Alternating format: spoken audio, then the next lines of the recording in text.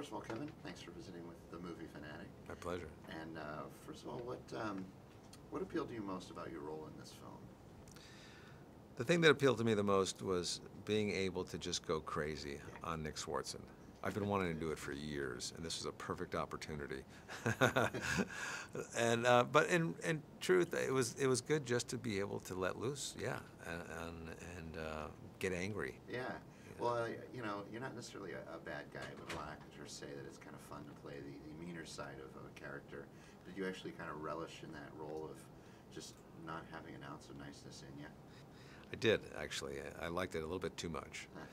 But the thing with this character is that it didn't even build to being angry. It just came out of nowhere. It went from 0 to 10. You know, like it was just right out of the box, man. Did you eat my grape? Well, even when he filled the fridge with milk, you still have found something to get mad about. Yeah, that's right. And Christina Ricci, maybe there were a few moments where you're actually not so mean to her. Oh no, I would do anything for her. Even take in this creepy roommate who I did not want there.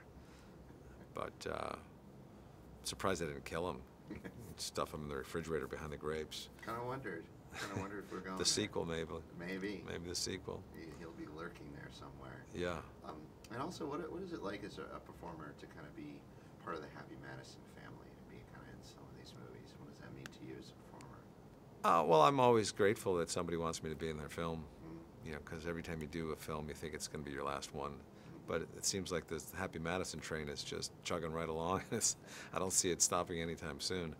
So it's nice to be part of that family. I get along with all those guys. We have fun and we have a history, and I'm really I'm kind of proud of all the work behind that's been done. Yeah, you should be. And what was it? Kind of going back to the beginning. What was it that first inspiring you, not just to get into comedy, but into this business in general? Was there a performer or a film or a television show that kind of really got your fires going? Well, growing up, I loved the Jerry Lewis movies, and I loved stand-ups. I would watch them on all the talk shows, and I thought the craft of stand-up comedy was just so unique and different.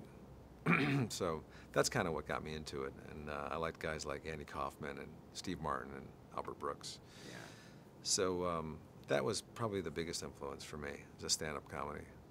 And how did the years on Saturday Night Live kind of influence your performance? I mean, obviously you go there with a whole boatload of talent, but kind of being around those other people had to be kind of inspiring for you as well. It was very inspiring to be on Saturday Night Live. I wasn't a sketch comic or actor. I was a stand-up. So when I got on Saturday Night Live, I had to start thinking in a different mode. I had to start thinking about sketch comedy, characters, and catchphrases instead of setup and punchline. And so I made that transition, and being around all those people that were on there was a lot of stand-up comics on there too, like Dennis Miller, Dana Carvey.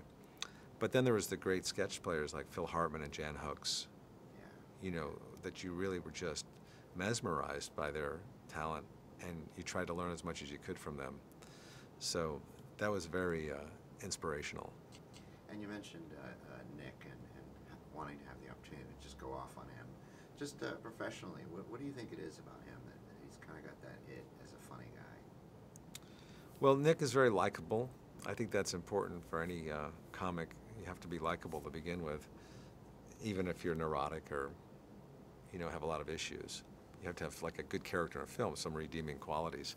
So, but I think Nick is a lot like Bucky Larson. He comes across as like a fish out of water, with a small penis.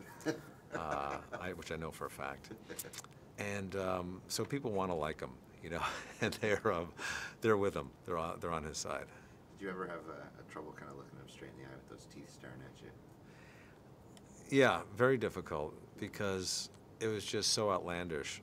Such a goofy, silly, over-the-top look, with the buck teeth, and we would lose it a lot. Yeah, I bet. Yeah. Well, Kevin, thank you so very much. My pleasure. All the best. My pleasure. Thank you.